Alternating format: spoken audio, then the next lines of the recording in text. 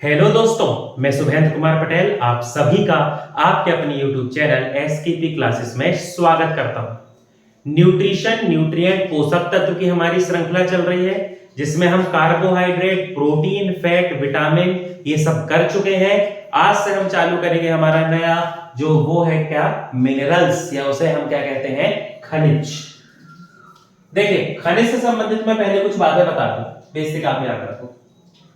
पहला, खनिज से हमारे शरीर को किसी प्रकार की एनर्जी या ऊर्जा नहीं मिलती है। ऊर्जा नहीं मिलती है, ये बहुत अच्छे से याद रखेंगे। कोई भी खनिज का नाम दे दे और कहा जाए कि इससे कितनी एनर्जी मिलती है और ऑप्शन रहे तो घबराना नहीं, किसी भी मिनरल से हमें एनर्जी नहीं मिलती है। हमें मिनरल से एनर्जी इसलिए नहीं मिलती है क्योंकि इसका हमारे शरीर में होता है एब्जॉर्प्शन, या इसके हमारे शरीर में क्या हो जाता है अवशोषण। और खनिज का अवशोषण हमारे शरीर में कहां होता है, तो उसका आंसर है स्मॉल इंटेस्टाइन। बोले तो इसे अपन कहते हैं छोटी आंत। लेकिन यदि छोटी आंत की भी डिटेल पूछ ले, याद करो जब अपन डाइजेस्टिव सिस्टम पाचन तंत्र पढ़ रहे थे तो अपन ने पढ़ा था छोटी आंत के 3 हिस्से होते हैं। सबसे पहला जो हिस्सा है वो कहलाता है डियोडेनम, फिर होता है जिजेनम और फिर होता है इलियम। तो वह हिस्सा जहां पर मिनरल्स का एब्जॉर्प्शन या अवशोषण होता है, छोटी आंत के उस हिस्से को कहा जाता है इलियम। क्षुद्रांत कहते हैं हिंदी में। डियोडेनम मतलब ग्रहणी, जिजेनम अग्र क्षुद्रांत और इलियम मतलब क्या होता है क्षुद्रांत। एब्जॉर्प्शन या अवशोषण होता है, इस वजह से मिनरल से हमें ऊर्जा नहीं मिलती है। तो भैया फिर मिनरल्स का काम क्या है, क्या इंपॉर्टेंस है, क्यों हम मिनरल्स खा रहे हैं, तो उसको समझते हैं। ठीक, यदि हम हमारे पूरे शरीर की बात करें तो हमारे शरीर का जो स्ट्रक्चर बना है, जो सेल्स हैं, जो टिश्यू हैं, उन सभी को कार्य करने के लिए, कोई ना कोई फंक्शन को करने के लिए, फॉर्मेशन के लिए, कुछ ना कुछ करने के लिए किसी ना किसी फॉर्मेट में, किसी ना किसी रूप में उनको क्या चाहिए मिनरल्स। एग्जांपल से समझें, यदि हम सेल की बात करें तो सेल में जो फ्लूइड या जो लिक्विड होता है उसे हम कहते हैं साइटोप्लाज्म, या ये लिक्विड कहलाता है कोशिका द्रव। अब साइटोप्लाज्म या कोशिका द्रव की बात करें तो इसमें 80% होता है पानी, फिर 15% होता है प्रोटीन, 3% होगा फैट वसा, 1% होता है कार्बोहाइड्रेट। और हमारे साइटोप्लाज्म में, कोशिका द्रव में 1% होता है मिनरल्स। तो आप समझ सकते हैं, कोशिका में, साइटोप्लाज्म में कोई भी यदि रिएक्शन करना है, मान लो साइटोप्लाज्म को किसी रिएक्शन को करने के लिए आयंस बनाना है, या मान लो साइटोप्लाज्म कोशिका द्रव को कोई रिएक्शन करने के लिए कैटेलिस्ट चाहिए। कैटेलिस्ट चाहिए मतलब इसे कोई रिएक्शन करने के लिए क्या चाहिए, उत्प्रेरक चाहिए। तो इन सब की कमी को पूरा करने के लिए जो कोशिका है वो निर्भर करती है मिनरल्स पे। और मिनरल्स हमारे शरीर में कैसे पहुंचेंगे, ऐसे पदार्थ जिनमें मिनरल्स हैं उनको अपन ने खाया। मान लो दूध में कैल्शियम है, तो दूध को हमने पिया, तो जैसे ही दूध को हमने पिया तो हमारी स्मॉल इंटेस्टाइन, छोटी आंत का इलियम वाला हिस्सा इसको एब्जॉर्ब या अवशोषित करके ब्लड में पहुंचा देगा। ब्लड इसको हमारे शरीर की हर एक सेल में पहुंचा देगा, हर एक साइटोप्लाज्म में पहुंचा देगा, फिर वो अपना काम करते रहेंगे। ऐसे मिनरल्स हमारे शरीर में पहुंच जाते हैं। ठीक, फिर यदि अपन बात करें तो अपने शरीर में एक और जगह है जहां मिनरल्स का बहुत इंपॉर्टेंस है। तो यदि अपन बात करें अपने ब्लड की, तो अपने ब्लड में 0.9% सिर्फ और सिर्फ मिनरल्स है। ठीक, 92% जल है, 92% वाटर है, 7% 7% प्रोटीन है, 0.1% कार्बोहाइड्रेट है और 0.9% जो होते हैं वो होते हैं मिनरल्स, खनिज। अब ब्लड में कौन कौन से मिनरल्स होते हैं तो मुझे नहीं लगता कि इसमें आपको बहुत सोचना पड़ेगा। दिमाग में एक मिनरल्स तो आ ही गया होगा, आयरन। इसी के कारण ब्लड जो है लाल दिखाई दे रहा है। फिर हमारे ब्लड में है कैल्शियम, सोडियम, पोटेशियम, मैग्नीज, ये बहुत सारे क्या होते हैं, मिनरल्स। तो हमारे शरीर के बहुत जो महत्वपूर्ण जो कंपोनेंट्स हैं, घटक हैं, उन सभी के निर्माण के लिए मिनरल्स बहुत महत्वपूर्ण होता है ना। चाहे हम कोशिका द्रव की बात करें, साइटोप्लाज्म की बात करें, या चाहे हम बात करें हमारे ब्लड की, हर जगह हमें क्या चाहिए, मिनरल्स। आगे अपन और पढ़ेंगे कुछ ऐसे हार्मोन्स हैं जिनमें मिनरल्स है ना। तो अपन ये सब धीरे धीरे अपन इसको पढ़ना चालू कर रहे हैं। चलिए अपन आगे बढ़ेंगे। अब यदि हम बात करते हैं मिनरल्स, तो मिनरल्स की ऐसी कोई संख्या फिक्स तो है नहीं। मिनरल्स तो मिनरल्स है, खनिज पदार्थ है ना। पर फिर भी शरीर की जो नीड है, जो उसको डेली रिक्वायरमेंट है, उसके बेस पे मिनरल्स को दो भागों में बांटा गया है। पहला जो पार्ट है वो हमारे लिए कहलाएगा जिसे हमें बहुत ज्यादा मात्रा में खाना, जिसकी क्वांटिटी ज्यादा होना चाहिए, उसे हम कहते हैं मैक्रो एलिमेंट, या कभी कभी कुछ किताब में बल्क एलिमेंट लिखा रहता है। घबराना नहीं, एक ही बात है, एक ही चीज। ठीक, अब आप दिमाग लगा ही लेंगे। एक मैक्रो है तो दूसरा कौन सा हो जाएगा, माइक्रो।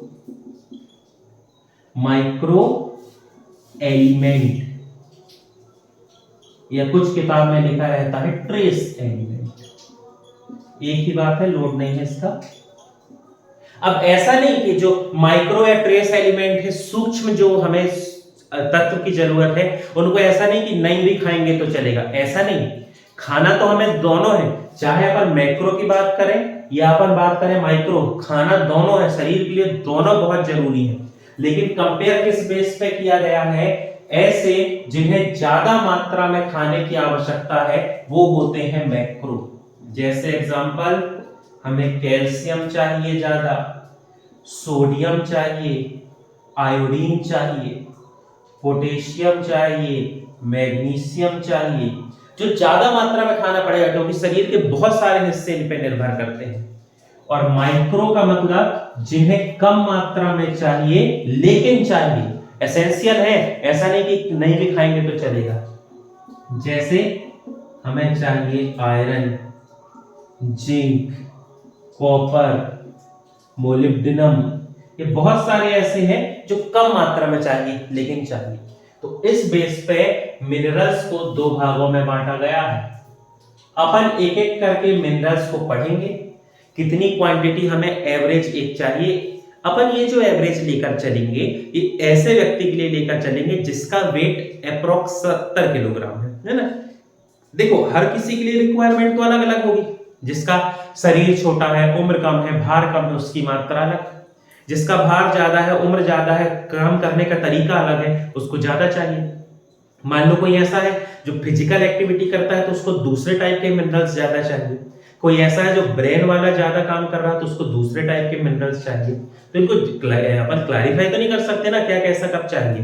तो एक आइडल कंडीशन अपन लेते हैं, एक आदर्श स्थिति अपन ये लेते हैं कि हम मान रहे हैं कि एक 70 किलोग्राम का कोई व्यक्ति है जिसे खाने में इतना इतना खाना चाहिए, उसे ही हम कहते हैं बैलेंस डाइट या संतुलित आहार। तो उस बैलेंस डाइट के आधार पे अपन एक एक मिनरल्स को पढ़ना चालू करते हैं। ठीक, चलिए बढ़ते हैं आगे।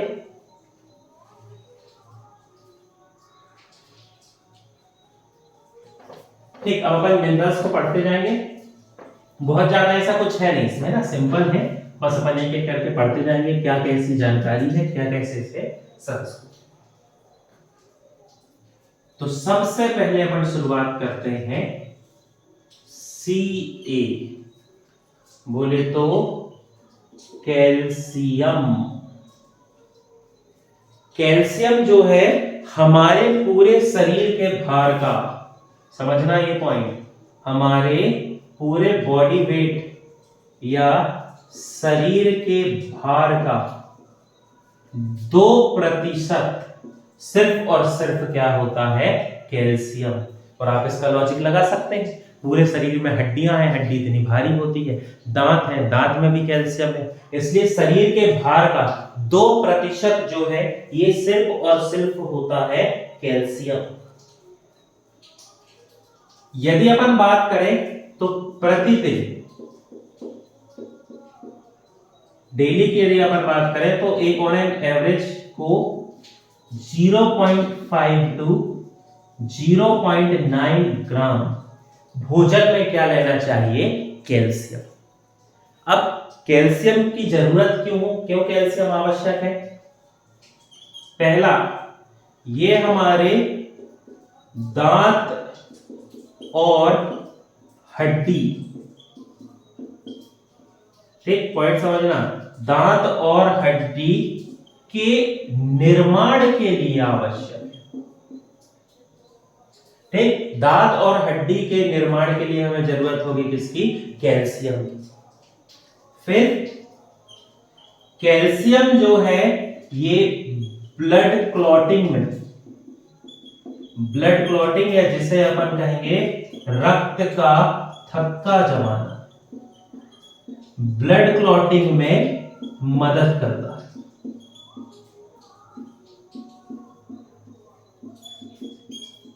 ठीक, इसीलिए हमारे शरीर को जरूरत होगी किसकी, कैल्शियम की। ब्लड क्लॉटिंग में कैसे हेल्प करता है अपन एक बार पहले पढ़ चुके हैं। ठीक, ब्लड क्लॉटिंग में ये जो हेल्प करेगा इस पॉइंट को अपन पढ़ चुके हैं। ठीक, कैसे हेल्प करता है समझना इसको।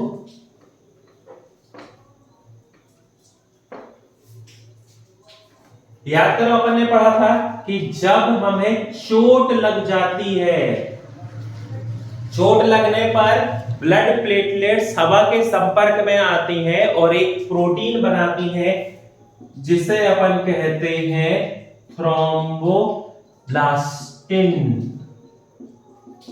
मैं पूरा नहीं सब पढ़ा रहा हूं, ब्लड में अपन पढ़ चुके हैं डिटेल में, बस मैं थोड़ा लिंक कर रहा हूं कि आपको याद आ जाए।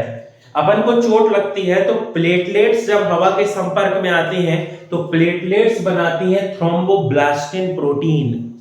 ये जो थ्रोम्बोप्लास्टिन प्रोटीन है ये कैल्शियम के साथ मिलकर या कैल्शियम की प्रेजेंस में, उपस्थिति में ये एक्टिव करता है प्रोथ्रोम्बिन प्रोटीन को। जो ब्लड टॉपिक पढ़े हैं उनको याद होगा, प्रोथ्रोम्बिन प्रोटीन है जो हमारे ब्लड के प्लाज्मा में होता है। फिर ये जो प्रोथ्रोम्बिन है ये एक्टिव करेगा फाइब्रिनोजन प्रोटीन को। फिर फाइब्रिनोजन प्रोटीन विटामिन के साथ मिलकर आगे फाइब्रिन के जाल बनाएगा और उस फाइब्रिन के जाल में ब्लड जाकर फंस जाता है और इसकी वजह से क्या होता है, ब्लड क्लॉट हो जाता है। तो ये सब हुआ क्योंकि थ्रोम्बोप्लास्टिन ने एक्टिव किया, किसको सक्रिय किया, प्रोथ्रोम्बिन को, कि भैया तुम्हारा काम है, एक्टिव हो जाओ, अपना काम कर लो। तो इसको इन्होंने क्या कर दिया, एक्टिव। इसको एक्टिव करने में कौन मदद कर रहा है, कैल्शियम। इसलिए अपन कहते हैं कि ब्लड क्लॉट करने में या रक्त का थक्का जमाने में जो मदद करता है वो होता है कैल्शियम। ठीक, बहुत महत्वपूर्ण हिस्सा है। दांत और हड्डी तो बाकी आपको याद रहेगा ही, आप उससे रिलेट कर ही लेंगे, उसकी ज्यादा दिक्कत है नहीं। ठीक, चल अब अपन आगे बढ़ते हैं। अब यहां पर अब अपन देखते हैं इसके स्रोत, सोर्सेस। तो कैल्शियम का सबसे अच्छा स्रोत क्या होता है, तो सबसे अच्छा स्रोत है दूध। दूध, फिर सोयाबीन। सोयाबीन पहचाने, जो प्रोटीन में अपन पढ़े थे 49% प्रोटीन, वो अच्छा स्रोत होता है किसका, कैल्शियम का। फिर यदि अपन बात करें गेहूं, रागी, बाजरा, ठीक, पनीर, दही, ये सभी अच्छे स्रोत होते हैं हमारे लिए किसके? कैल्शियम के। और यदि और स्रोत में हड्डी से संबंधित देखना चाहूं तो अपन पढ़े थे कि जब सूर्य प्रकाश या सनलाइट हमारी त्वचा में टकराता है तो हमारी त्वचा बनाती है विटामिन डी, और ये जो विटामिन डी है ये हमारे शरीर में कैल्शियम और फास्फोरस के एब्जॉर्प्शन या अवशोषण को बढ़ाता है।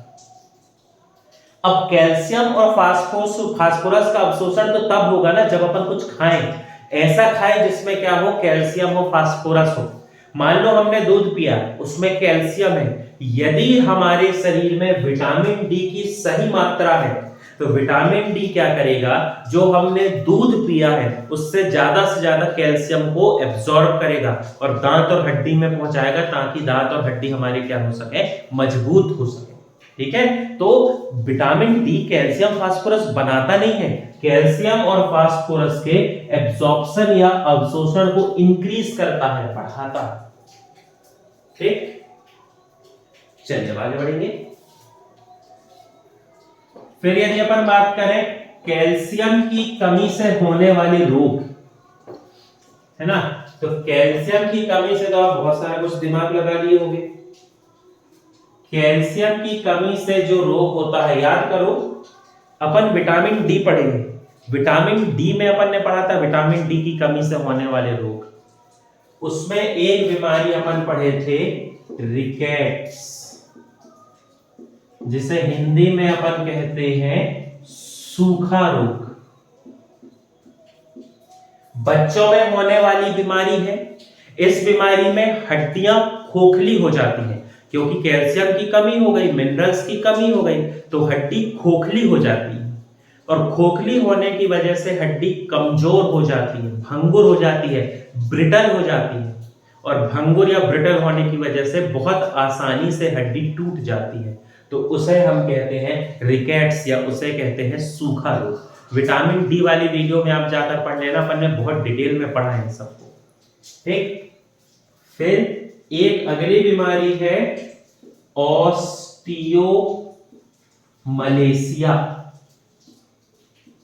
ऑस्टियोमलेशिया हिंदी में इसे अपन कहते हैं अस्थि मृदुता। उम्र बढ़ने के साथ हड्डियों में पाया जाने वाला कैल्शियम, हड्डियों में पाया जाने वाला प्रोटीन कम हो जाता है, जिसकी वजह से हड्डी फ्लेक्सिबल, लचीली होकर मुड़ने लगती है। मृदु मतलब क्या हुआ? सॉफ्ट हो जाना, लचीला हो जाना। तो हड्डी लचीली होकर मुड़ने लगती है, उसे कहते हैं ऑस्टियोमलेशिया। फिर एक और बीमारी अपन पढ़े थे, उस बीमारी का नाम है ऑस्टियोपोरोसिस। ऑस्टियोपोरोसिस महिलाओं में होने वाली बीमारी है, जिसमें हड्डियां भंगुर हो जाती हैं। रिकेट्स में भी हड्डियां भंगुर हो रही हैं, पर ये बच्चों में होने वाली बीमारी है। महिलाओं में जो हार्मोन्स होते हैं, जो उनके सेक्स हार्मोन होते हैं, उनकी वजह से क्या होगा? हड्डियां कुछ खोखली हो जाती हैं। कोई दिक्कत नहीं, थोड़ी बहुत खोखली है चलेगा, लेकिन हड्डी बहुत ज्यादा खोखली हो जाती है तो वो ब्रिटल या भंगुर हो जाती है और टूट जाती है, तो उसे कहा जाता है ऑस्टियोपोरोसिस। और यदि कैल्शियम की कमी है, हड्डी बहुत कमजोर हो गई, तो एक और बीमारी हो जाएगी जिसे कहते हैं टिटेनी, जिसके लिए अपन को टिटनेस का इंजेक्शन लगता है। टिटेनी को हिंदी में कहा जाता है धनुष टंकार। ठीक, क्या होगा? क्लोस्ट्रीडियम टिटेनी नामक बैक्टीरिया अटैक करेगा। हड्डी में कैल्शियम कम है, हड्डी कमजोर है, अपने आप को हड्डी नहीं बचा पाएगी, तो वो क्या होगा? ये जो बैक्टीरिया है ये हड्डी को डैमेज करके उसको खोखला बना देगा, हड्डी कमजोर हो जाएगी, टूट जाएगी, मुड़ने लगेगी, उसे अपन कहते हैं टिटेनी या टिटनेस। तो ये जो बीमारी है ये सब आपको 2 पॉइंट में याद रखना है। विटामिन डी की कमी से होने वाली बीमारी भी ये होती है, और कैल्शियम की कमी से होने वाली बीमारी भी यही होती है। पेपर में आपको क्वेश्चन देखने को मिल जाएगा कि विटामिन डी की कमी से होने वाला रोग जो बच्चों में होता है, या कैल्शियम की कमी से होने वाला रोग जो बच्चों में होता है, उस कंडीशन में आपका आंसर हो जाएगा रिकेट्स। ठीक है, चलिए आगे बढ़ते हैं अगले खनिज की ओर।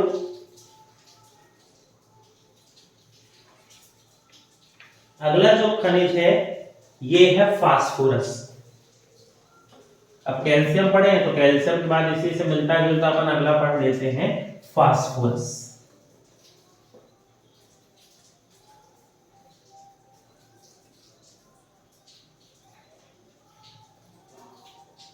ठीक, दूसरा हो गया फास्फोरस। पी से दर्शाते हैं इसको। ठीक, सबसे पहले यदि बात की जाए तो इसकी हमें जो प्रतिदिन या डेली जो रिक्वायरमेंट है वो रिक्वायरमेंट कैल्शियम के बराबर 0.5 to 0.9 ग्राम। ठीक है, खाने से ही हमारे शरीर में इतना कम से कम पहुंचना चाहिए। ये जो है कैल्शियम, ये फास्फोरस के लिए हम बात करें तो ये हमारी दांत और हड्डी की संरचना के लिए आवश्यक है। दांत और हड्डी के जो स्ट्रक्चर है, यहां एक पॉइंट समझेंगे, यदि आपसे पेपर में पूछ ले दांत और हड्डी के निर्माण के लिए क्या आवश्यक है तो आपका आंसर होगा कैल्शियम। दांत और हड्डी की स्ट्रक्चर या संरचना के लिए आवश्यक क्या होता है तो उस कंडीशन में आपका आंसर हो जाएगा आवश्यक होता है फास्फोरस। बहुत अच्छे से क्वेश्चन पढ़ेंगे कि क्वेश्चन की क्या डिमांड है, उस हिसाब से आपको आंसर देना है, गड़बड़ हो जाएगा। ठीक, फिर हमारा स्टमक एसिड। स्टमक एसिड तो अब तक फिर आप लोगों को याद हो गया होगा, HCl हाइड्रोक्लोरिक अम्ल HCl। इस HCl की मात्रा को बैलेंस या संतुलित रखने में मदद करता है। क्वेश्चन समझना, बनाने में मदद नहीं कर रहा है, बनाना इसका नाम नहीं है। बनाने के लिए दूसरा एक विटामिन अपन पढ़े थे जस्ट इसके प्रीवियस वीडियो में, आप देखेंगे आपको याद आ जाएगा। उसको बनाने का काम तो विटामिन ने कर दिया, लेकिन स्टमक में इसकी एक बैलेंस मात्रा पहुंचे, एक सही क्वांटिटी पहुंचे ताकि जो है स्टमक अच्छे से काम करे, तो उस मात्रा को नियंत्रित करने का काम जो करता है ये भी होता है फास्फोरस। अब आपसे एक क्वेश्चन पूछा जाएगा, फास्फोरस हमेशा किसके जैसा कार्य करता है? फास्फोरस किस मिनरल्स या किस खनिज के जैसे कार्य करता है? तो शायद आप लॉजिक लगा लिए हो, दांत और हड्डी यहां पर आ गया है और दांत और हड्डी एक और में पढ़ते हैं अपन। तो फास्फोरस किसके समांतर या किसके जैसा कार्य करता है तो आपका आंसर क्या हो जाएगा? कैल्शियम। जैसा काम कैल्शियम का होता है वैसा ही काम होता है किसका? फास्फोरस का। ठीक है, चलिए अब अपन इसके स्रोत देखते हैं, सोर्सेस। दैनिक जीवन में अपन ऐसा क्या खाएं कि हमारे शरीर में फास्फोरस पहुंच जाए? ठीक, तो फास्फोरस का सबसे अच्छा जो स्रोत है वो होता है रेड मीट। स्रोत, सोर्स रेड मीट। ठीक, मांस अपन कह देते हैं इसको, ये इसका स्रोत है। ठीक, देखो भैया मैं जो स्रोत बता रहा हूं वो एग्जाम के अपन एंगल से देख रहे हैं कि जो पेपर में आता है, जो पूछा जाता है। मैं ऐसा किसी पर्टिकुलर चीज को खाने के लिए प्रमोट नहीं कर रहा हूं, मैं बार बार आप लोगों से कह रहा हूं, है ना, अपन फोकस कर रहे हैं। कुछ चीजें हैं जो मैं बता रहा हूं आप डेली लाइफ में खा लो, ठीक है, कि भैया दूध एक गिलास पी के सोने लगे कि कैल्शियम बढ़ जाए, ऐसा वेल एंड गुड है ना। लेकिन किसी भी चीज को जब मैं स्रोत बता रहा हूं तो उसको मैं प्रमोट नहीं कर रहा हूं, उसको अदरवाइज ना लें, केवल इसको पढ़ने के हिसाब से समझें, पढ़ें, नौकरी लगाए, आगे बढ़े, इस चीज को किसी और डायरेक्शन में ना लेकर जाए। ठीक है, हाँ रेड मीट मांस से यदि अपन बात करते हैं, ठीक। फिर दूध या दूध से बने जितने भी प्रोडक्ट या उत्पाद होते हैं, मिल्क प्रोडक्ट्स, पनीर, मक्खन, घी, दूध, दही, ये सब क्या हो जाएंगे, मिल्क प्रोडक्ट। फिर अपना सबका प्यारा सोयाबीन, ठीक। फिर उपवास या व्रत जिसके लिए कर रहे हैं, साबूदाना, साइकस, याद करो एक विटामिन के स्रोत में भी इसको अपन पढ़े थे, है ना। तो ये जो है ये मुख्य स्रोत हो जाते हैं किसके, फास्फोरस के, ठीक। अब यदि अपन बात करें इसकी कमी से होने वाले रोग, तो जब कैल्शियम के जैसे कार्य करता है तो वही रोग होंगे जो कैल्शियम की कमी से होते हैं, है ना। तो उसमें से कुछ बीमारी, डेफिशिएंसी या कमी से होने वाले रोग, कुछ बीमारी मतलब जैसे ऑस्टियोपोरोसिस, जो महिलाओं में होने वाली बीमारी है, इसके ऑप्शन में यदि आपको कैल्शियम ना मिले तो इसका सही जवाब जो है ये क्या हो जाएगा, फास्फोरस। दूसरा, फास्फोरस स्ट्रक्चर बनाता है बोन और टीथ के, तो यदि फास्फोरस की कमी है तो उनका स्ट्रक्चर या संरचना नहीं बन पाएगी, तो क्या होगा, जो हड्डी है, या अपन बात करते हैं दांतों की, तो हड्डी और दांत क्या हो जाएंगे, खोखले हो जाएंगे, होलो, या जिसे अपन क्या कहते हैं, खोखला हो जाना, क्योंकि फास्फोरस का काम था स्ट्रक्चर बनाना। उनका कोई एक स्पेसिफिक स्ट्रक्चर होगा, कोई प्रॉपर्टी होगी, उसको बनाता फास्फोरस, तो सब भरा हुआ होता, डेंस होता, लेकिन फास्फोरस की कमी, स्ट्रक्चर बन नहीं पाया, अंदर का हिस्सा खोखला है, इसलिए वो क्या हो जाते हैं, दांत और हड्डी क्या हो जाते हैं, खोखले। तो दांत और हड्डी के खोखले होने किसकी कमी के कारण होता है, तो आपका आंसर हो जाएगा फास्फोरस, ठीक। चलिए आगे बढ़ते हैं। अब अपन बात करते हैं अगले मिनरल्स की या अगले खनिज की। पढ़ते चले, समझते चले, है ना, ये सब बहुत जरूरी है पेपर के हिसाब से। अगला यदि अपन खनिज की बात करेंगे तो अगला इसका खनिज पढ़ेंगे अपन मैग्नीशियम, Mg, या जिसे अपन कहते हैं मैग्नीशियम,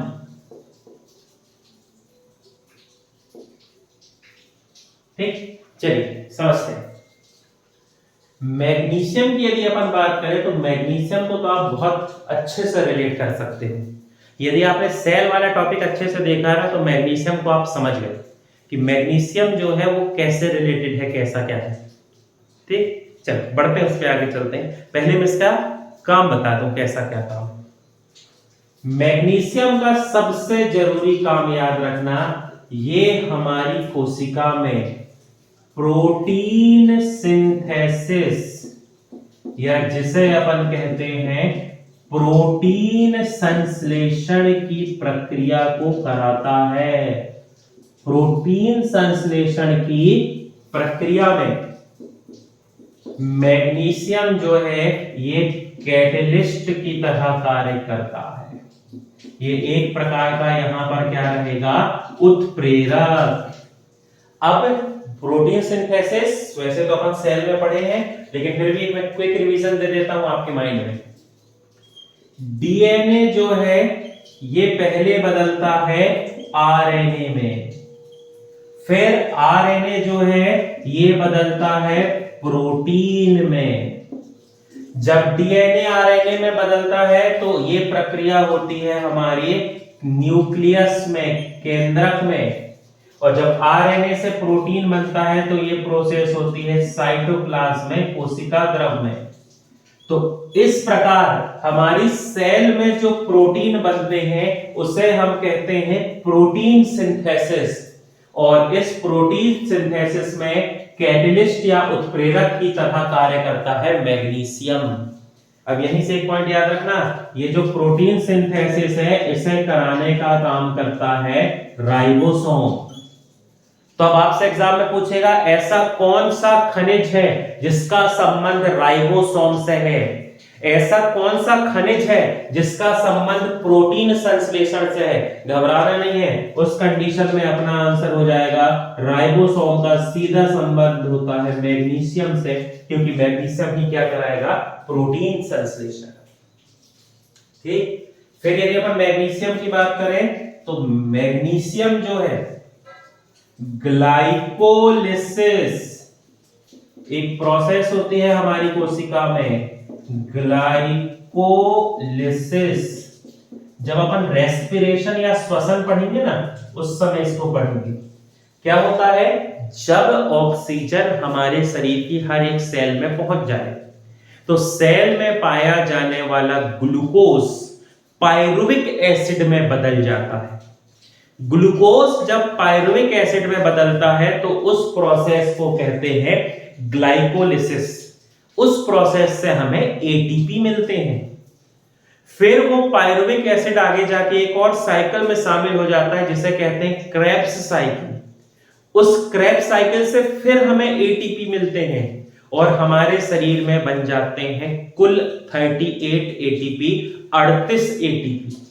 तो वो जो एटीपी बन रहे हैं उसकी दो साइकिल, ग्लाइकोलिसिस और क्रेब्स साइकिल। तो ये जो ग्लाइकोलिसिस है जिसका संबंध होता है रेस्पिरेशन से, जिसका संबंध होता है रेस्पिरेशन श्वसन से, इस ग्लाइकोलिसिस की जो साइकिल होती है यहां पर भी कैटेलिस्ट या उत्प्रेरक की तरह जो कार्य करता है वो होता है मैग्नीशियम। बहुत अच्छे से याद रखेंगे, दोनों बहुत बढ़िया इसके शानदार काम है, याद होना चाहिए आपको। ठीक, चलिए अब आगे बढ़ेंगे।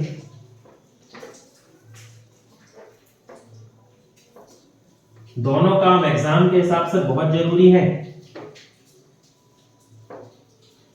अब ये जो मैग्नीशियम,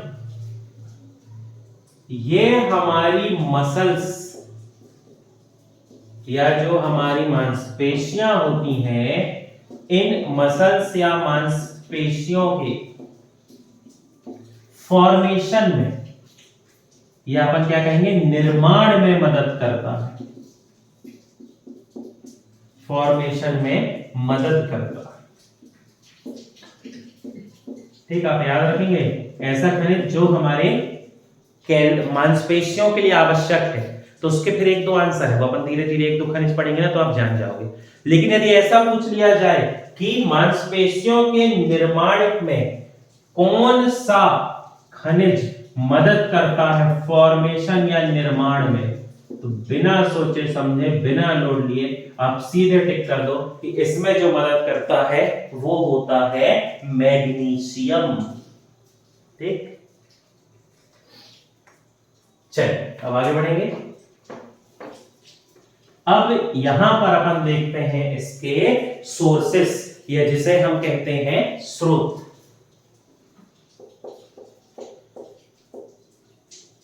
तो यदि हम इसके सोर्सेस या स्रोत की बात करें तो स्रोत तो आपको बहुत अच्छे से बनना चाहिए, बहुत सरल।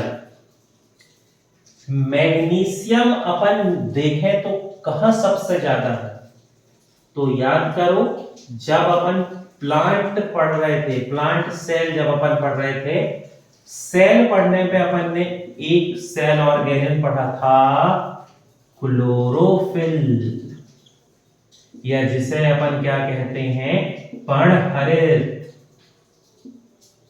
क्लोरोफिल का फॉर्मूला याद है, लिखे अपन C55 H72 O5 N4 Mg।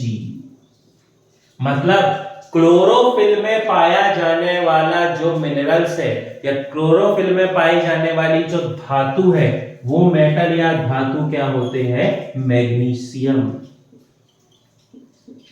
यदि अपन हरी सब्जियां खा रहे हैं, हरी सब्जी को अपन ने खाया तो हमारे शरीर में प्लांट सेल पहुंच जाएगी, क्लोरोफिल पहुंच जाएगा, और क्लोरोफिल में क्या होता है, मैग्नीशियम।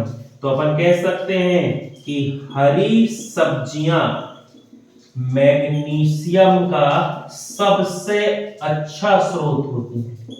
इसका जो बेस्ट सोर्स है, सबसे अच्छा सर्वश्रेष्ठ स्रोत जो है वो क्या होती हैं? पत्तियां। होते तो स्रोत बहुत सारे हैं, पर वही बात है कि सब लिखने को अभी सब लिख रहे हैं, फिर कंफ्यूजन होगा। इसलिए अपन को फोकस करना है उस चीज पर जो एग्जाम के हिसाब से भी जरूरी हो और आपको याद करना थोड़ा आसान है।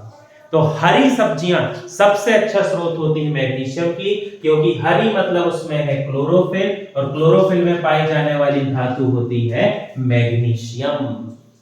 उम्मीद करता हूं मैं यहां तक आपको किसी भी प्रकार से कोई डाउट नहीं होगा। ठीक, अब यदि अपन बात करें मैग्नीशियम की, तो यहां पर अपन देखते हैं मैग्नीशियम की कमी से होने वाले रोग। मैग्नीशियम की डेफिशिएंसी या इसकी कमी से होने वाले रोग, तो इससे आप दिमाग लगा सकते हैं। मांसपेशियों के निर्माण में आवश्यक है। यदि हमारे शरीर में मैग्नीशियम की कमी हो जाए तो क्या होगा? जो मसल्स हैं या मांसपेशियां हैं, इन मसल्स में ऐंठन आ जाती है। ऐंठन आ जाती है मतलब क्या हो जाता है? कह सकते हैं अपन क्रैम्प आ जाता है, या अपन कह सकते हैं ट्विस्टिंग हो जाती है। मसल्स में बहुत ज्यादा क्या होने लगेगा? खिंचाव महसूस करेंगे हम, बहुत ज्यादा स्ट्रेच जैसा लगेगा, जिसकी वजह से हमें क्या होगा? बहुत ज्यादा दर्द होगा। अब मसल्स है भाई, तो वो मसल्स तो जब खिंचेंगी, अब वो जुड़ी है, हमारी हड्डी से भी जुड़ी है, नर्व से भी जुड़ी है, सब कुछ से जुड़ी है, तो वो अपन को जो दर्द होगा असहनीय, उस स्थिति को अपन कहते हैं कि मांसपेशियों में क्या आ जाती है? ऐंठन आ जाती है। तो ये जो मांसपेशियों में ऐंठन है, ये किसकी कमी से होगी? तो आपका आंसर हो जाएगा मैग्नीशियम। ठीक, चलिए अब अपन आगे बढ़ते हैं। अगले खनिज की ओर अपन आगे बढ़ के देखते हैं कि और कौन सा ऐसा खनिज है जो हमारे शरीर के लिए हमें आवश्यक। ठीक, चलिए अगला जो खनिज है ये है पोटेशियम। पोटेशियम, लेकिन इसे दर्शाया जाता है किससे? के से, है ना? क्योंकि पी से तो अपन क्या दर्शाते हैं? फास्फोरस, तो इसको रिप्रेजेंट करते हैं किससे? के से। ठीक, अब यदि अपन बात करें तो ये जो है हमारी हार्ट बीट, या जिसे अपन कहेंगे हृदय स्पंदन, ये हमारी हार्ट बीट को जनरेट नहीं, अपन यहां कहेंगे हार्ट बीट को कंट्रोल करता है। जनरेट तो वो एन ए नोट करती है, वो एक अलग कहानी हो गई। जब हृदय पढ़ेंगे, हार्ट पढ़ेंगे तो वहां चलेंगे, अब इसको भूल जाओ। हमारी जो हार्ट बीट या हृदय स्पंदन है, अपन कहते हैं ना कि हृदय 1 मिनट में 72 बार धड़क रहा है, तो ये जो हार्ट बीट को कंट्रोल करता है ये होता है पोटेशियम। ठीक, फिर हमारे न्यूरॉन में यदि हम बात करते हैं हमारे तंत्रिका तंत्र की या नर्वस सिस्टम की, तो हमारे नर्वस सिस्टम में पाई जाने वाली सेल होती है न्यूरॉन, और इस न्यूरॉन में सिग्नल जाते हैं इलेक्ट्रॉन के फॉर्म में। इलेक्ट्रॉन के फॉर्म में क्यों? क्योंकि यहां पर क्या बनते हैं? आयंस। और आयंस क्यों बनते हैं? क्योंकि हमारी जो न्यूरॉन है उस पे हमेशा चलता है sodium potassium pump. Nervous system में मैं ये बहुत डिटेल से पढ़ाऊंगा आपको सोडियम पोटेशियम पंप, अभी बस समझते चलो। न्यूरॉन है, न्यूरॉन में एक साइकिल चल रही सोडियम पोटेशियम पंप, आयंस जो उससे जनरेट हो रहे हैं, और वही आयन जो है इस न्यूरॉन में क्या बनाते हैं? इलेक्ट्रॉन। इलेक्ट्रॉन की वजह से क्या हुआ? अपने जो सिग्नल है वो इलेक्ट्रॉन के फॉर्म में जाते हैं। इलेक्ट्रॉन के अलावा हमारा शरीर कुछ नहीं, ब्रेन नहीं जानता, बाकी सब क्या है? स्पाइनल कॉर्ड नहीं जानती। पूरी इंफॉर्मेशन इलेक्ट्रॉन के फॉर्म में जाती है, और इलेक्ट्रॉन आयंस की वजह से बन पा रहे हैं, और वो आयन बनाते हैं सोडियम पोटेशियम पंप। ठीक है, आगे बढ़ेंगे अपन। यदि हम बात करते हैं इसके सोर्सेस की या स्रोत की, तो पोटेशियम का जो सबसे अच्छा स्रोत है वो होती है हरी सब्जियां। ठीक, पोटेशियम के स्रोत या सोर्सेस की बात करें तो ये है हरी सब्जियां। ठीक है, विटामिन के हो, के से याद रखना, विटामिन के, पोटेशियम, इनके अच्छे स्रोत क्या होते हैं? हरी सब्जियां, बादाम, टमाटर, मशरूम, पालक, ये सभी अच्छे स्रोत होते हैं हमारे लिए किसके? पोटेशियम के। अब यदि अपन बात करें कि पोटेशियम की कमी से होने वाला रोग, डेफिशिएंसी या कमी से होने वाला रोग, तो हार्ट बीट को जनरेट करता है, हार्ट बीट को कंट्रोल कर रहा है, तो सीधी सी बात है हार्ट से संबंधित दिक्कत होगी, तो अपन क्या कहेंगे? हार्ट अटैक तो हम नहीं कहेंगे उसको, हार्ट प्रॉब्लम्स कहेंगे।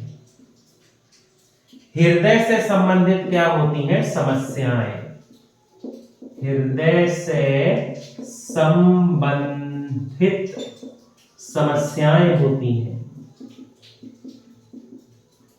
और न्यूरॉन में सोडियम पोटेशियम पंप को कंट्रोल कर रहा है, मतलब यदि वो कम हो गया तो सोडियम पोटेशियम पंप नहीं चलेगा, सिग्नल्स नहीं जाएंगे, तो इस कंडीशन में जो बीमारी होगी वो होगी पैरालाइसिस, या जिसे अपन कहते हैं लकवा रोग। ठीक है, हमारे शरीर के किसी भी अंग को काम करना है, चाहे स्पाइनल कॉर्ड हो चाहे ब्रेन हो, तो उसके पास सिग्नल तो पहुंचे तब तो वो काम करेगा कि भैया हाथ पैर को चलाना है, मोड़ना है, क्या करना है, इसके लिए सिग्नल तो पहुंचे। अब जब सोडियम पोटेशियम पंप ही नहीं काम करेगा तो ना जनरेट होंगे सिग्नल, ना इलेक्ट्रॉन बनेगा, ना सिग्नल पहुंचेंगे। तो जब स्पाइनल कॉर्ड ब्रेन तक सिग्नल ही नहीं पहुंचेगा तो हाथ पैर मुंह ये सब काम नहीं करेंगे, और हाथ पैर मुंह जब काम नहीं करते तो उसे ही हम पैरालाइसिस कह देते हैं, उसे ही हम पक्षाघात या सामान्य भाषा में लकवा रोग कहते हैं, जो किसकी कमी से होता है? पोटेशियम की कमी से होता है। ठीक, ऐसे ही अपन धीरे धीरे और जो मिनरल्स इनके बारे में पढ़ते जाएंगे, थोड़ी अपन डिटेल में पढ़ेंगे क्योंकि आजकल एग्जाम जो है थोड़ा टफ आते हैं, थोड़ी डिटेल में पढ़ेंगे, लेकिन हाँ अपन धीरे धीरे मिनरल्स से खनिज खत्म कर लेंगे। उसके बाद अपन कुछ बचे हुए न्यूट्रिएंट्स के फैक्ट देखेंगे, फिर उसके बाद अपन आगे बढ़ेंगे। चैनल से संबंधित जानकारी के लिए आप हमारे चैनल से जुड़े रहें। कोई भी डाउट हो, कोई सुझाव हो, आप कमेंट बॉक्स में दे सकते हैं, मैं आपको रिप्लाई कर दूंगा। बहुत बहुत धन्यवाद।